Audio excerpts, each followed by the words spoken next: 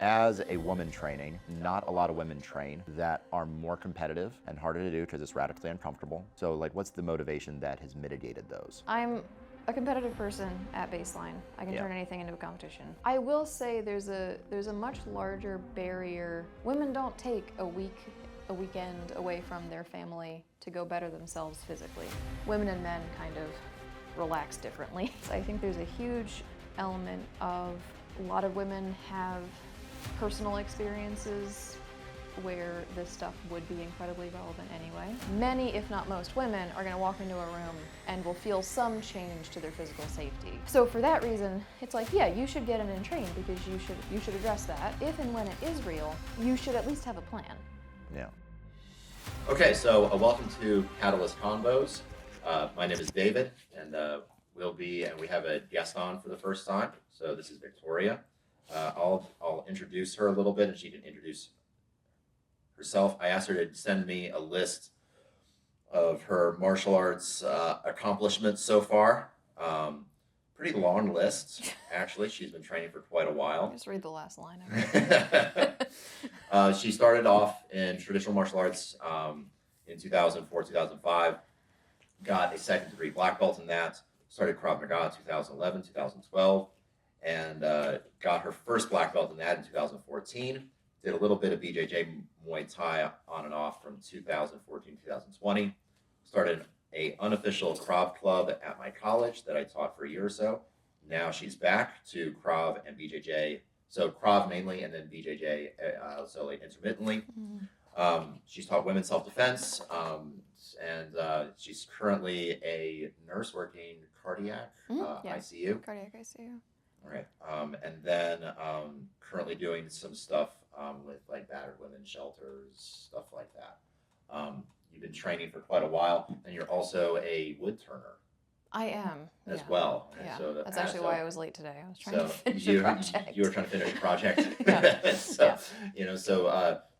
So you have a lot of interests and stuff like that. So that's really cool. What got you into martial arts initially? Initially, I was really bad at ballet. That's an excellent reason to start karate. Yeah, that's not even a joke. It was not my thing. I was so bored. I don't even know if I was bad at it. My mom just said I looked bored the entire time. Yeah. It's not engaging my interest. It's not stimulating. You're not pointing toes and just going up and down with them. No. That's why I couldn't do taekwondo either. So. Chose karate instead. Yeah, my mom put me in karate when I was young, and it was something to do with my time and energy. Kept me active. It's been a constant in my life for the last 20 years. Yeah.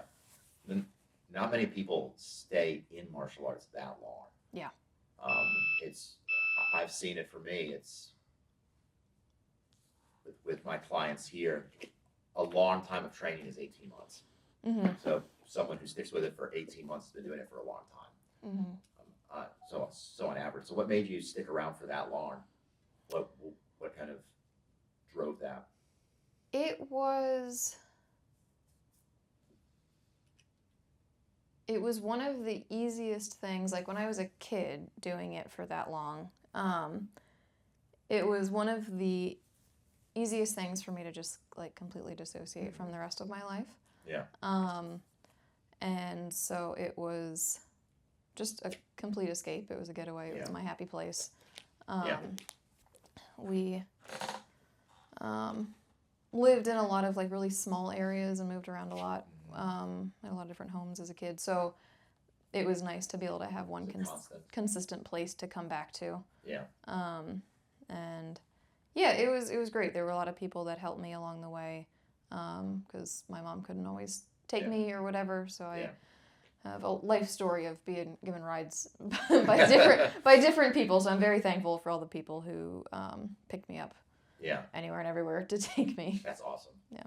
Yeah. So, so any kind of defining points early on for you in like your martial arts journey, things that happened that made you either want to like quit or do it more? Any of those like kind of like defining moments? I think there was a time, so I both wanted to quit and hated the idea of quitting. The We've all been there. yeah, around the time, not to get too personal too quickly, but around the time my parents got divorced, we had to move to a very small apartment. There was no like yard or anything. I couldn't get outside, do whatever. So I sat on the couch and watched TV. Put on a lot of weight, and so that made obviously any kind of exercise a lot more difficult. Yeah. So it was more, honestly, growing up, it like at a lot of the different things, I couldn't do a lot of the things that a lot of the other kids my age could do. Yeah. So that was just kind of like humiliating, made me not want to come back. Yeah. But it was also one of the few places that I was happy. So I was like, no, I don't want to. Good friends, and so yeah, so like friends on that end. So was it a community thing or was it an activity thing? Some people it's a little bit of both, but it swings one way or the other. Yeah, purely activity. Mm. I don't make friends that easily, and particularly when I was younger, I was very, very insecure, and probably just awkward. I was always just thinking about other things, and then whenever I would be like in conversations with kids my age, I was like, what are you guys talking about? Like, I don't understand anything of what you guys are saying. So I mean, truly, I was at the same gym for, kind of on and off over the years for over 10 years. Mm-hmm. And I left that gym with like 2 friends. Yeah. And it's you and Sarah. And I met you guys way later on. Yeah. It was so much more of just a place where I could go and not. I wasn't even like in the mindset of making friends, I don't think, for most of that time. Yeah. Just there to do the activity and just commit to doing the activity and not think about what's going on. Yeah. Outside of that. Yeah. Yeah. No, I think that martial arts does provide a fantastic escape. Like, I found, like sparring and stuff, especially, or like doing live drilling. Like, there's nothing more imminent than what you're doing. Because someone is trying to hurt you in quotation marks, or at least that's what it feels like initially. Yeah. So like those things definitely provide kind of a mental escape for some people because it's all consuming. You can't think about your life going on while you're sparring unless you're extremely talented. Yeah. And you're sparring with someone who's not as talented. So if you're having a good match, there is nothing in the world but that 3 minutes, and it's a long 3 minutes. Yeah, and especially, I mean, it's kind of like rock climbing, where it's like you can't think about anything else because you don't want to die. And so, like with grappling, it's like I'm gonna get killed if I don't figure my way out of this. Theoretically, right. Theoretically, right? It's like your body feels that stress, but the outcome is I tap. But you feel like, I don't. This is uncomfortable, so you can't think about anything else. Yeah, and it's, I mean, any kind of exercise is going to be better for your mental health anyway. Yep. So it's probably one of the best things that can do for it. Absolutely. Yeah. So doing that was a huge escape and help to me. Yeah. Yeah. So as far as moving on down, as far as doing like the self-defense side, like you've obviously fallen more in love with the self-defense side than the traditional side of things. What was the spark behind that? I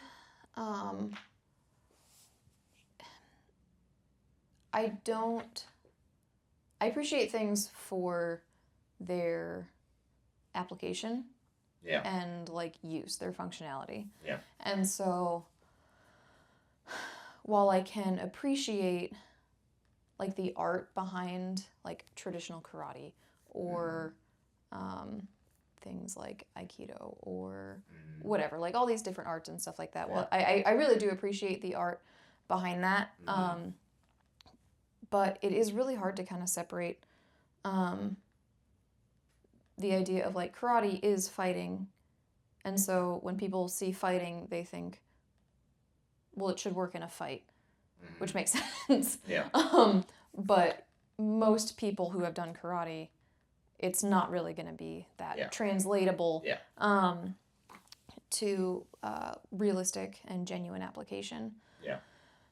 So I found I was pushed into Krav. I was told, because the next step in order to get my third dan for black belt was I had to start a new art, a new martial art. And I was told, it was like, these arts get more and more traditional. And it's like, you're a teenager, you need to be ripping people's heads off and like doing things that are more useful as opposed to, I don't know, going back into Shorin-ryu. Yeah, like more ancient, like basically just kata. Yeah, and, yeah. Like, you know, scripted routines that you do solo. Yeah, like aggressive Tai Chi or something. Aggressive Tai Chi, with lots more aggressive noises instead of, you know, calm breathing. Yeah. Yeah. So as far as like Krav Maga goes, your evolution with that has been primarily with me, and just going through how I taught it then and how I taught it now, or like how I teach it now. What's been some moments in that where it's been, you know, kind of aha moments, things that you've done, trainings that you've done that have made you go like, oh, like this changed my like perspective entirely on things. In relation to Krav Maga specifically, or just in relation to like your martial arts and self-defense training period? Yeah, I think it was a good jump to go from the Krav Maga that you were teaching, like when I first started Krav. It was good for me to do that because that got me out of like the karate mindset and like traditional one steps and like exchanging combinations kinds of things. Where there's like, I'm not in competition karate, so I'm not actually doing any kind of live sparring. Yeah. I have no memory of doing live sparring in karate. Yeah. So maybe at the random belt test where you would do that maybe. Oh yeah, that's fair. Yeah, at the belt test. But that was kind of it. And even then, it wasn't like it was nothing I would say I really even needed a mouth guard for. But going from that to doing the Muay Thai when I wasn't living in the area and getting a little bit more of a feel for, it was a gym that did Muay Thai, BJJ. They advertised that they did Krav, but I feel like that was just kind of like a sticker they put on because Krav was getting really popular. Yeah. But it was mainly, I mean, they had a boxer who did the Muay Thai thing, and then they had incredible no-gi BJJ guys that ran their BJJ program. And so getting into that world got me to see a lot more of like, oh, there like are really, really applicable, like relevant techniques that I can be learning and like actually learning how to fight, as opposed to learning Krav Maga, which has violent bursts, but you can only drill it so, like the most traditional kinds of Krav Maga, you can only drill it so realistically. Yeah. Because it's so intrinsically violent. Yeah. That like you can't drill a lot of eye gouges and full contact groin shots and stuff like that. Yeah, there's not many gyms that are large enough to be able to actually have an instructor that can teach that full contact. You know, like you wouldn't have any students at the end of the month. Yeah, not a lot of people want to sign up to keep having that done to them. So to see kind of the other side of being like a lot more effective, widening my scope of what I saw, and doing Brazilian Jiu-Jitsu and having my eyes open to the kind of wrestling that my brother and I did as kids all growing up, and him just squishing me like a bug. I could get out of that. Generally. So it was cool. I feel like that fed my interests a lot more and widened my perspective on what martial arts really could do. Well, because I think that when you talk about like martial arts, fighting is a never-ending well of getting better. There's a whole spectrum of how well people do at that, from world champions down to people who don't know how to fight, and there's a massive spectrum on that you can spend your whole life trying to achieve. I feel like that sometimes when you're talking about Krav Maga curriculum or any sort of set curriculum, there's an end to the set amount of curriculum. Like there is a finite, definitive end date where it's like you've gotten your black belt or your third dan or whatever the equivalent is in your system of like 8 years of training. And then you kind of go and you twiddle your thumbs and go, and what's next? Yeah. And what's next, obviously, is to get better at fighting. That is obviously what's next. right? So if you want to stay in it, what do? You get better at live fighting, sparring, ground work, and then you mix them, and then you add in live edge weapons, or not live edge weapons, but live-ish weapons, you know, that you can drill with, like simunition and things like that, to make the training even more realistic. Yeah. So yeah, there's definitely an end to those type of curriculum. Absolutely. And I think that's one of the benefits of training like a grappling art or a striking art on the side. Yep. And if you really want to improve your self-defense, get better at fighting, and I guarantee that you'll get better at self-defense. Yeah. Yeah. And especially long-term as an activity too. It's a whole lot more fun. Yeah, because this is what keeps me, like, I've had spurts of consistently going to the gym, but it's so boring. Yeah. And it's like, I'm not a very creative person, so I'll go and do the same, like, 5 sets of all these different things, and it's like, I feel fine.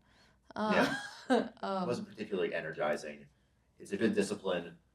Yeah. Yeah, and it's not, and because I would never, like, work out with people, and I wasn't training for anything in particular, it was hard for me to set any kind of goals of what I was trying to reach, so you're just kind of wandering around aimlessly in the gym, and you're like, I've got strong legs, I can leg press 500 pounds. All right, great. Yeah. It's like, I'll leave now. Yeah.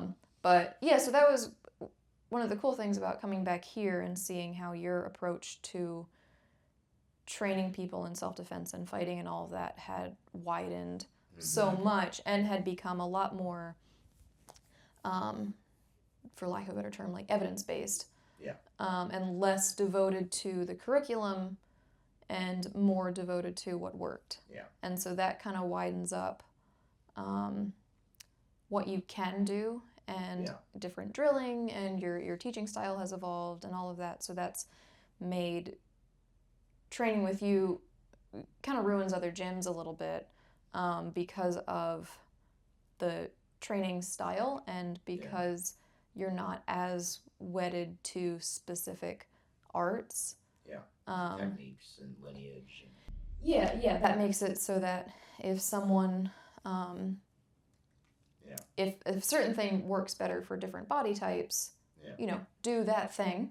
And kind of like what we talked about this weekend with the instructors there, was like, you know, if this technique works better for you, that's fine, do it, understand the benefits and negatives. Everything is trade-offs. Yeah. You're always trading one thing for another thing. Yeah. There's all trade-offs, and I've appreciated, I mean, like, the gym culture here is better than most other gyms. And I'm moving more towards, I've decided if I ever move, like, how I choose gyms, it's like you have to find a gym instructor who's humble, and it's not, I'm teaching the best thing in the world. And it's, I don't know, the humility of the instruction is super attractive. Well, that's what drives learning. So if the instructor ever wants to grow, like, he has to understand that he doesn't know everything. So, you know, it's humility is a natural byproduct of just understanding where you're at, I think. You know, and actually training, like, people who actually train are humble. People who think that they know how to train are the cockiest people, like all the people who comment on YouTube on my videos. You know, it's like, you know, not all of them, but some of them. You know, it's like, you know, it's like they think that they do it. Probably just showed up for a class or two, or probably they've been training for 2 months. It's like, well, that's not how my instructor showed the throw hook, so it's wrong. You know, and I think we all go through that. You know, that so that initial burst of, okay, I think I have this figured out after like 6 months. It's the Dunning-Kruger effect. You know, and then you go through the pit of despair where you realize that you really don't know anything. Oh yeah. As a woman training, what are some of the things that you've taken away? There's not a lot of women. So one, not a lot of women train. Not a lot of women train in systems that are more competitive and harder to do because it's radically uncomfortable. Like, not a lot of people, their image of a good time is being sparring or getting hit in the face, or like even lightly, and then being on the ground with a guy who is 200 pounds and very, very sweaty, as you know, sweat drips on your face. Like Mhm. that's not what most people consider a good time. Mhm. What would you say the why behind your training has been that's made those things seem less uncomfortable, or you know, kind of, so like what's the motivation that has mitigated those? So I wouldn't say I enjoy a lot of those, certainly not Yeah. the last Yeah. scenario. It's like when people ask me, like, they're like, I could never be a nurse, I don't like vomit. It's like, I don't like vomit. What do you mean? It's like, I don't do it for that. Yeah. So training, I'm a competitive person at baseline. I can Yeah. turn anything into a competition. I have always been, I would say, like, more, I mean, I'm more into, like, more male-dominated fields Mhm. anyway.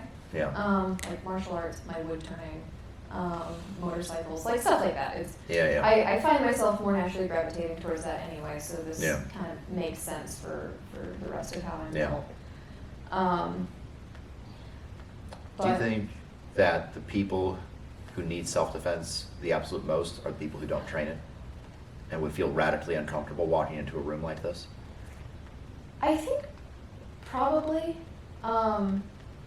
I will say there's a much larger barrier to women coming into these kinds of training environments that extends beyond just the level of uncomfortability. Yeah.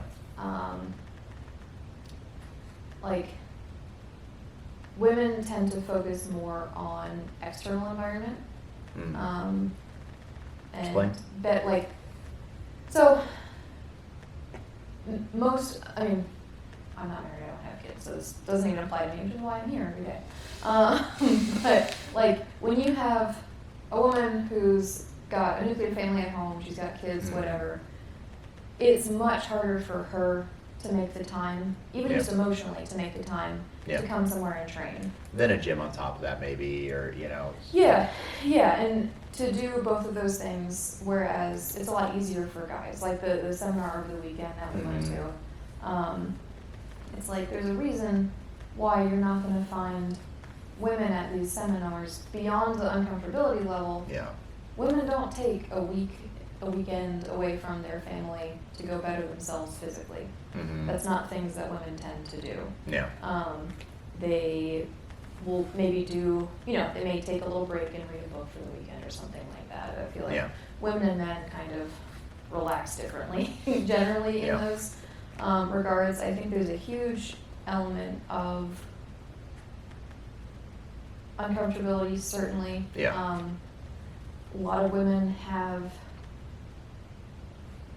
personal experiences where this stuff would be incredibly relevant anyway. So it's Yeah. like, well, first off, you absolutely should be in training because of your past experiences, being assaulted or whatever.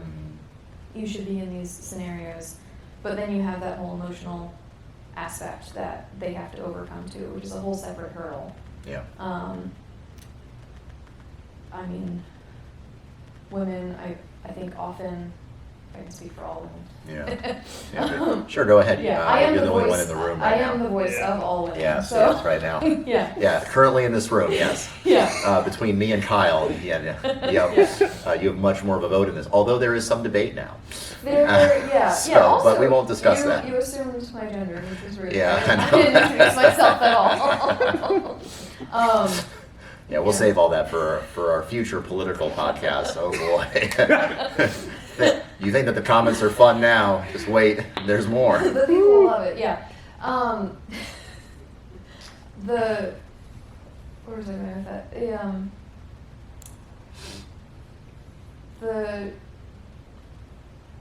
The emotional hurdle that women have to get over, and women are just naturally more intimidated by Yeah. guys.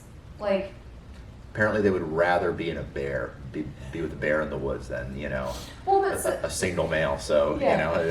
So that shows you Yeah. not at all about reality, but it shows you Yeah. mindset. Yeah, absolutely. Which is terrifying. Yeah. a bear. Anyway, yeah, so it shows you mindset. Like in scenarios where you or Kyle would walk into a room and feel fine just going about your normal thing, many, if not most women, are going to walk into a room and will feel some change to their physical safety if it's an entirely new environment. Right. Yeah. And so for that reason, it's like, yeah, you should get in and train because you should address that. Because one, a lot of it's probably in your head. You're probably projecting a lot of things that aren't there. Yeah. But then two, if and when it is real, you should at least have a plan. Yeah. And for women, especially, like women need to be training more anyway because of the physical disparities that are going to exist just naturally between most men and most women. Women have to train a lot harder than guys do to get to similar levels of fighting ability. Yeah, and I think that's kind of it makes like commitment to it harder, and especially if you're doing more realistic, quote unquote, styles of training, it makes it a whole lot more challenging, I think, for when a woman comes in and it's like, well, that was really, really hard, and I don't feel like, I succeeded a lot. And I think that can be rather challenging. Yeah. And the two solutions, well, there's one solution, which is, you water down the training to make it easier and less realistic, in my opinion. Or it's the onus is on people to take responsibility for their safety and do things that are difficult. And so and both of those are rather hard. There's one right solution. Like, we're not advocating for unsafe training, but even good safe training is physically very demanding and difficult. If it's done correctly, so at certain points in the class, so we're not talking as like 2 hours of butt kicking, but Yeah. And I even had with the Brazilian Jiu-Jitsu tournament that I did a couple of months ago, I had a revelation about just how much my respect, because I'm on like the higher end for my weight scale for women my age and height. And strength scale so too. And strength scale. Yeah. But like, I don't find many women who are physically competitive with me in a lot of these areas. Yeah. And so I usually tend towards, I've done like co-ed sports, co-ed soccer, obviously any kind of martial art my entire life. Yeah. So I usually find myself going up against guys regularly, so that's what I'm used to. And I mean, like most of the women that I train with, I end up switching. Because I'm just larger than them, and I'm stronger, and I've been training longer and all that stuff, sure. Yeah. But And you train with guys, which gives a different mindset. Yeah, but my respect for all of the other women that I train with regularly, who I significantly outweigh, my respect skyrocketed after I got squished by someone else who, like, were at the same level in our trainings. Same belt level, similar heights, and all of that. And the only difference was like size. And I was like, this is humiliating. I would not keep coming back if this were my training. Granted, that was a competition setting, so she wasn't trying to help me learn. But boy, did I learn. And so it was just kind of cool to see my respect for a lot of the women who are just smaller anyway. They have smaller frames, they're shorter, whatever. Who keep coming back, who keep going up against, forget me, guys who are 6 foot plus, heavier, all that stuff, and who keep training. It's you have to really kind of talk yourself up to keep coming back to getting like sat on or just punched in the face. And like, what's been kind of like your takeaways from a lot of the self-defense seminars that you've done as far as like women's self-defense, things like that? Because that's a pretty big buzzword. And like, what's your thoughts on just that in general? Like trainings that I've been the instructor for, or things that I've gone to? Both. So I'd like to hear as an instructor and someone who I think would do very well in teaching those things. Mm-hmm. How would you teach women self-defense, but also like what are some lessons that you've taken away from some of the reality-based stuff that you've done, which are not particularly women's self-defense. They are, we're going to courses where I walk in with 3 female instructors, and they're the only 3 female instructors inside of these groups. They're the only 3 girls who are signing up to go do some of this stuff, and the rest of them are like police officers and ex-military guys and stuff like that. So from doing those things, I think that gives a pretty good lens to see what works and what doesn't work and what self-defense is, especially when there's weapons and tools involved. Yeah, so some of the courses that I've gone to for women only, I haven't gone to take. I've grown to dislike many women only courses because I don't find them to be overly effective because they're not overly realistic. It's hard to blend the two. It is hard to blend the two, and especially, women have far more emotional strengths than men do, but that comes with the emotional highs and lows that tend to, everything's on a bell curve, but tend to have higher highs and lower lows than a lot of guys. Yeah. So most things that are geared towards women in general have nothing to do with self-defense specifically, but More so the feeling behind it. it's more so feeling, and it's more so how do we pump these women up, and how do we get Make them feel safe. but just things in general. Yeah. All women's, a friend of mine, she was telling me how annoyed she was getting with any kind of women's seminar, or even a lot of women specific Christian things, whatever, women's conferences, that's what we're looking for. Women are treated like little marshmallows that are also made of porcelain. And so it's we're soft, we're fluffy, and we're gonna break if you drop us. And so it doesn't, that fits for some women, for some women they get a lot of stuff out of that. And when I see that in a lot of these instances, coming back to the self-defense stuff, it's just well, this is just fake. And for self-defense things, it's a lot of these women have been attacked before. So why would you teach them things to make them feel better about themselves when your stuff isn't actually helping them? It's are you going for an emotional effect or a physical effect? It's honestly, it's do you want to help them or hurt them? Because if you want to hurt them, you'll make them feel better initially, but offer them no help if they actually have to use this.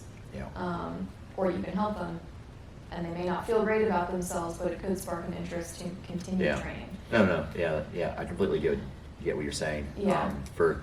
I've always joked that when I go to church on Mother's Day, it's all mothers are great, and then you go to church on Father's Day, and guys, you're all dirtbags. You really need to do better. Those are the spectrums of sermons that you kind of get in more traditional routes. Is you're awesome, continue being awesome. Guys, you suck. Really do better. If they're mentioned at all. Half the time it's just it's only on Father's Day. Well, but I've been to so many Father's Day Sundays where it's they don't even talk about earthly dads at all. They're let's talk about our Heavenly Father. Who's perfect. What a comparison. But I've noticed that too. And it's women's. It's funny because I find myself in the more male-dominated, the ShipWorks courses and stuff like that, where I'm one of the only, 2 other women in there, and the other ones I train with regularly because they're also from our gym.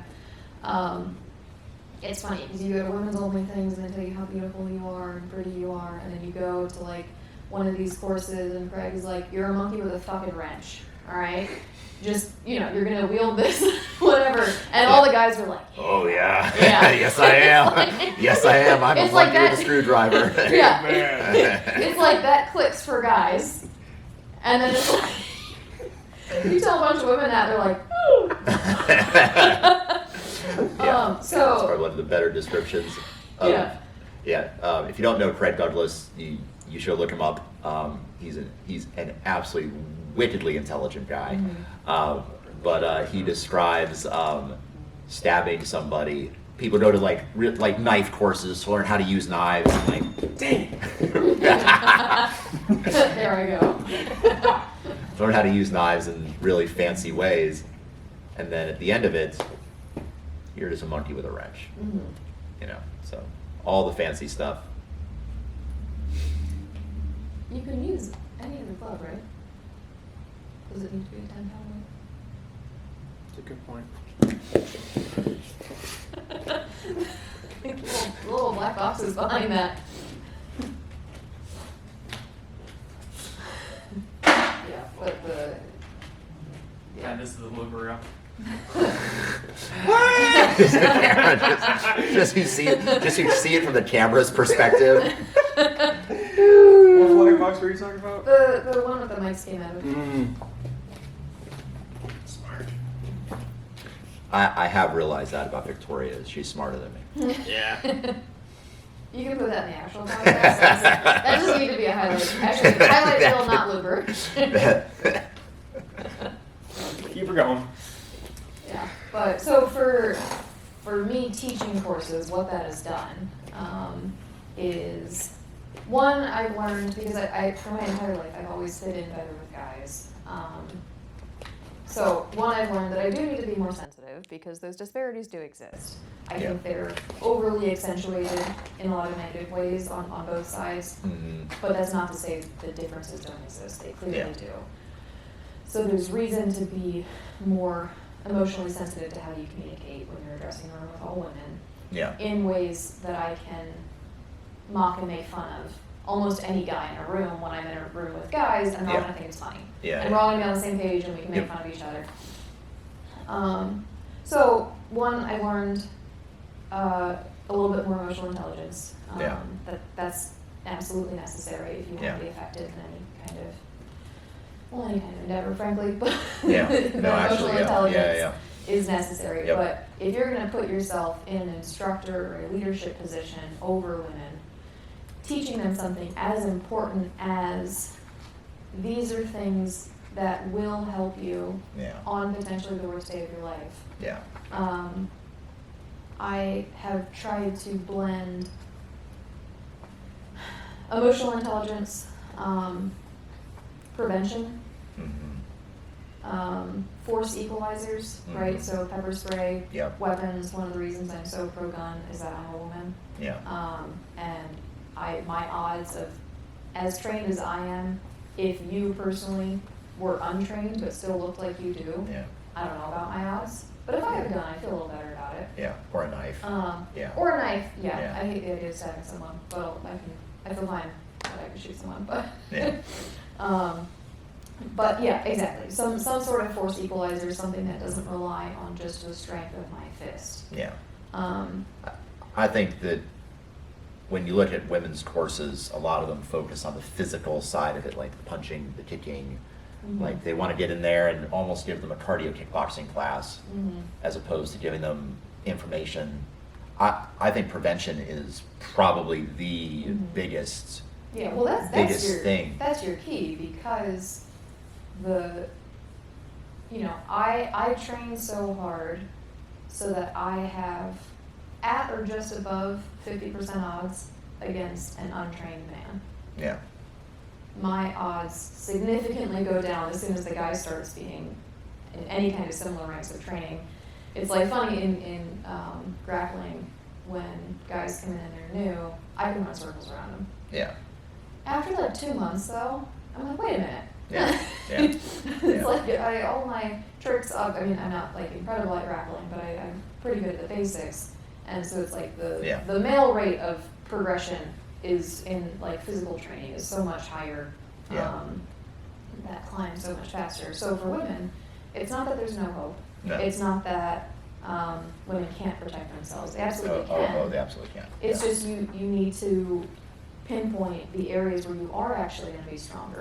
Which requires women to actually train more, because when women are at a disadvantage, generally speaking, in all kinds of sports, and you'll see this in like the Olympic wrestling and the Olympic judo, the women were far more technical than men. Yeah. Because the men, they'll get to a certain point, and like the Olympic wrestling, they were basically punching each other in the side of the head with their collar ties just to try and Yeah. like out strength the other guy, Yeah, beat the yeah. other guy Yeah. down.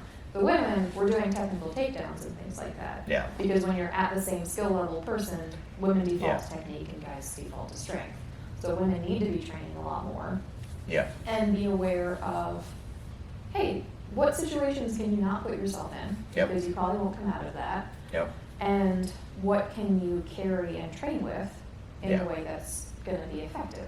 Right, because I think, so going back to kind of my original statement, which is I think that most people who walk in through these doors are people who are already predisposed towards self-defense, and Mhm. therefore, because they're predisposed to it, are the people who are least likely to have to use it. Mm-hmm. I think it's a really interesting thing because, well, you carry yourself in a certain way. You project certainly. Like I've been training my whole life, and I've never had a street fight. Mm-hmm. You know, right? You know, so I've arranged for me to do contact sparring and grappling tournaments stuff, but I've never had a street fight. Mm-hmm. Now, granted, I don't go out to bars at midnight, so you know that cuts out a lot of male aggression. Like most of it has alcohol involved to some degree. So if you eliminate that, you pretty much eliminate a lot of your chances for random violence to happen to you. So the closest I've come is bad encounters on people's land in the outdoors while hunting and doing stuff like that. Like that's the closest I've ever come, and that's bad stuff. Like that's like people get shot bad. It's not you're going into fisticuffs with people. Like that's like territorial disputes.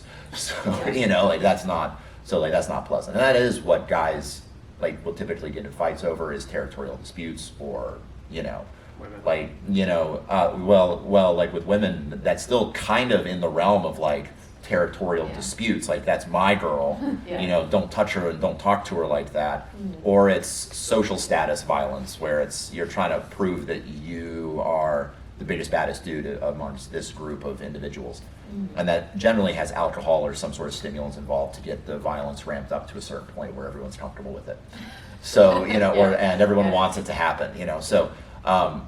So I've never been, you know, assaulted, but I think that's also because I carry myself a certain way. I'm a certain height, I'm a certain build, and then I think that the same with women who train as well. They just don't look very, you know, just able to be kind of cajoled into putting themselves into a bad spot. Yeah. Yeah, if that makes sense. Yeah, and women in particular have to create a certain level of shrewdness that isn't nearly as natural because women are far more empathetic Yeah. typically than men are. Yeah. So women want to help in a lot more situations. Yeah. Which makes Especially if you mention babies or kids. yeah, which makes or, them yeah, far yeah, better yeah. at any kind of nurturing. Like that's why Yeah. you see women run every industry that involves service. Yeah. Really. Yeah. And so I mean, there's times I'm at the hospital. It's all of the nurses are women, all of the doctors are women, the managers are women, respiratory therapists are all women, and it's like, yeah, these are service industries. Yeah.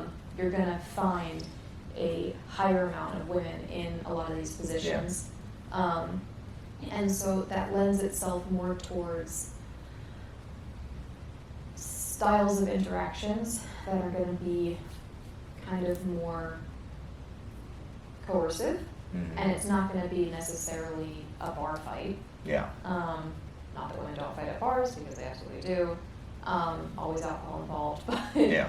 but it's going to be more, which is one of the reasons why I would advocate for women to train more grappling style things as opposed to boxing style.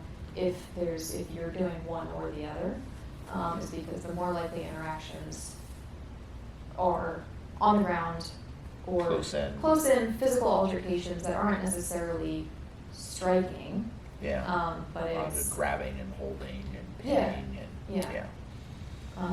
yeah. And then prevention, like with managing unknown contacts, being able to set boundaries, I think is a huge thing. Being able to say no to people. and that's like- that's that empathy. That's why Yeah. women have to train a lot harder because these strengths that are natural to women Yeah.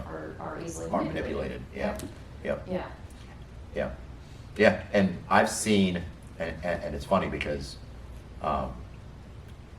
like if you wanted to reverse that, like plenty of women are used to manipulate men into circumstances that Oh, are, absolutely. you know, Yep. that are, Yeah. you know, like Yeah. really puts them in a bind too. Yeah. So we each do it to each other. Yeah, You yeah, know, yeah. And women you know, will manipulate men for their strength. yeah, Yeah. yeah. So like I've seen it go both Yep. ways, and it's like absolutely funny. But like we do like manipulate the other side's strengths in quite an interesting way. And like I think that that's where, you know, tools really so like that prevention side, and then tools. So I'm a huge advocate for like both of those sides of it.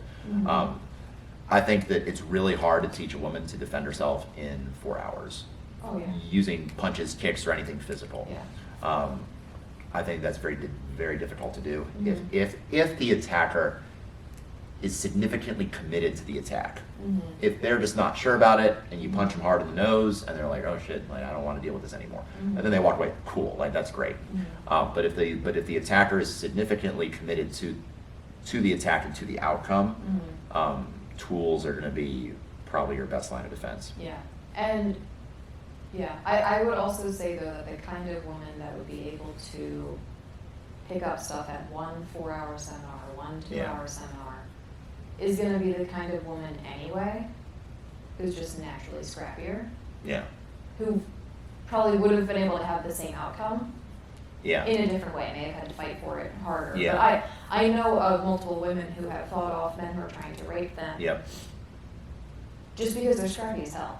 Yeah. And so like they would not Yeah. stop fighting. Yeah. And so they were able to get away. Yeah. And it wasn't from A seminar or yeah, it wasn't you know, from, it wasn't from any kind of formal fighting training. Yeah. It doesn't take a lot of training to think I'm gonna hit this guy in the nuts or the nose Yeah. until I can leave. Yeah.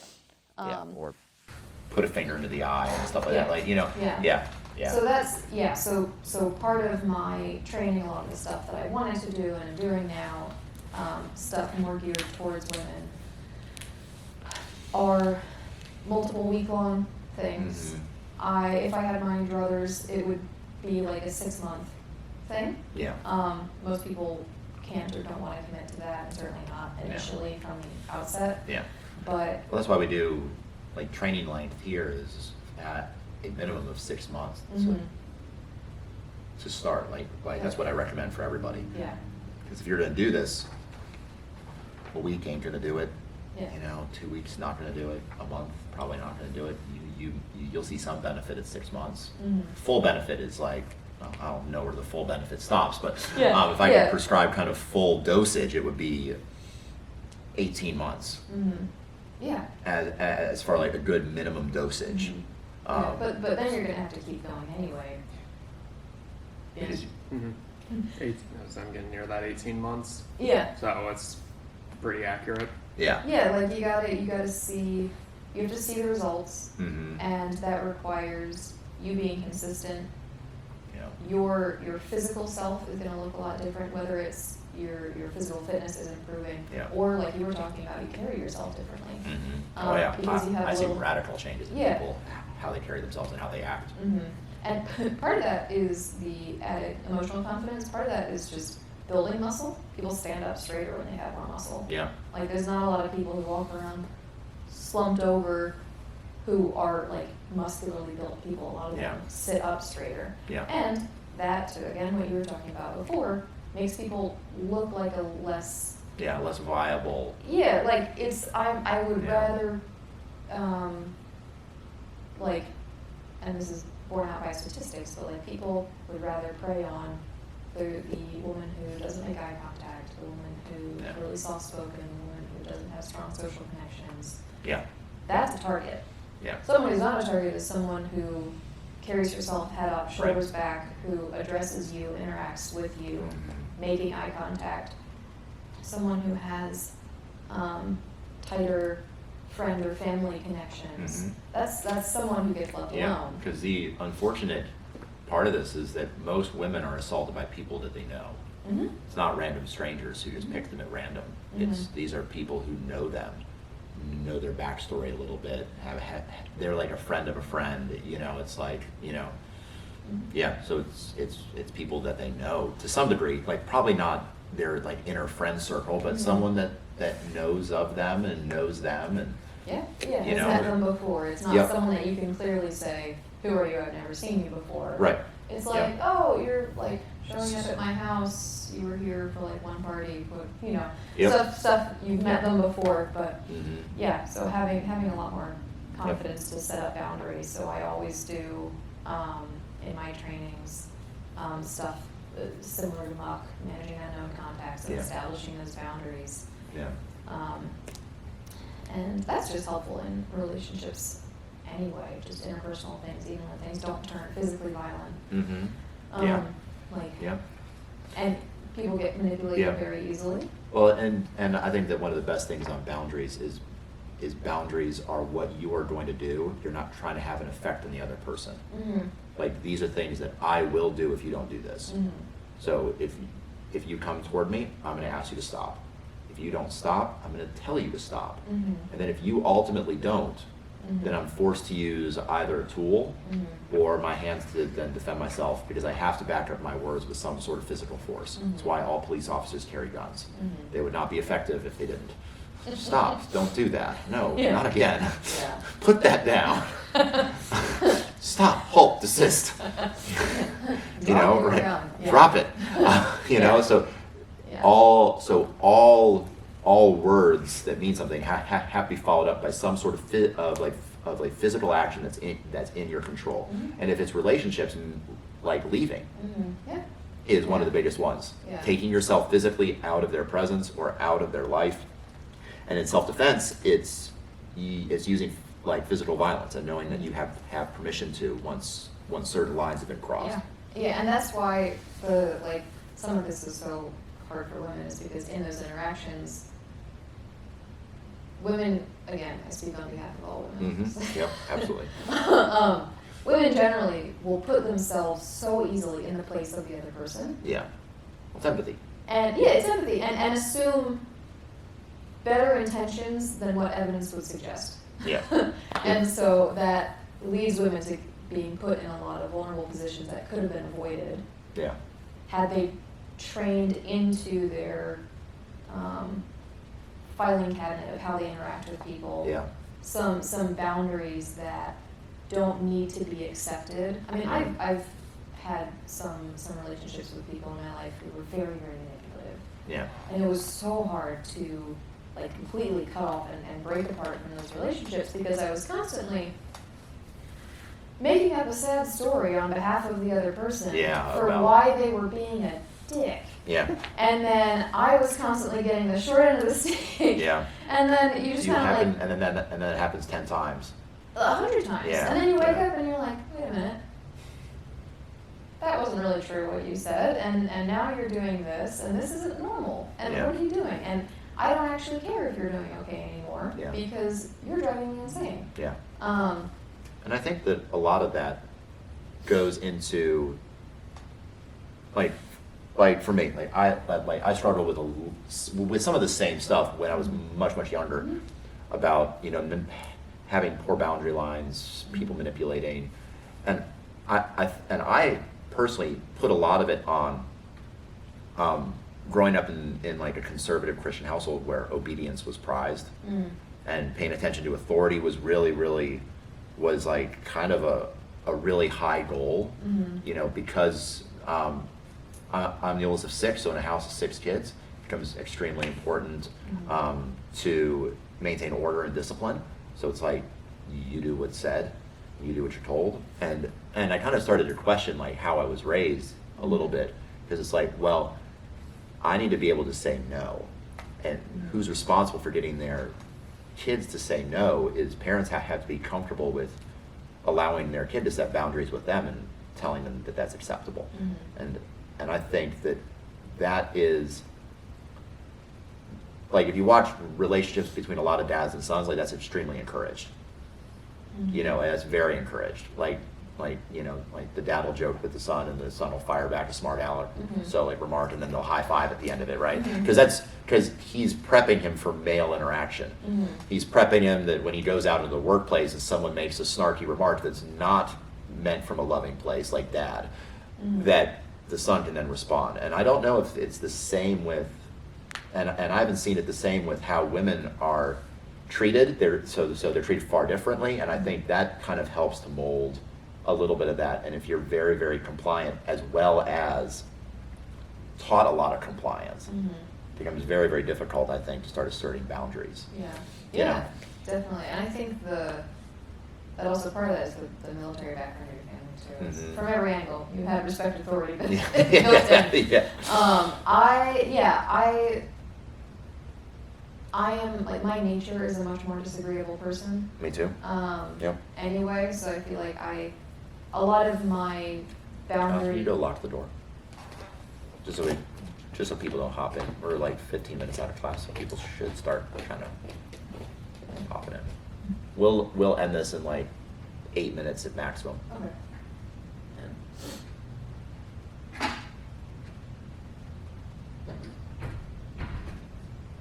You're good. A lot of my boundary setting had to do with peers and stuff like that, and that has other complications of my childhood and growing up and stuff like Yeah. that. But yeah, it's certainly not having that thicker skin. Again, I grew up like all of the kids in my neighborhood were boys. I had an older brother. I was always like trying to be with him and his friends. Yeah. And so I have more of that thicker skin, we'll banter back and forth with people. Yeah. And it's funny, I have precious few female friends that I can do that with. Yeah. And it's so funny because it's like, we know exactly where the other person is coming from. Yeah. And it's those kinds of similar relationships. But yeah, learning to set boundaries, and this all comes back to the preventative nature of what you teach women in a world of learning to protect themselves. Right. Play on your strengths. Yep.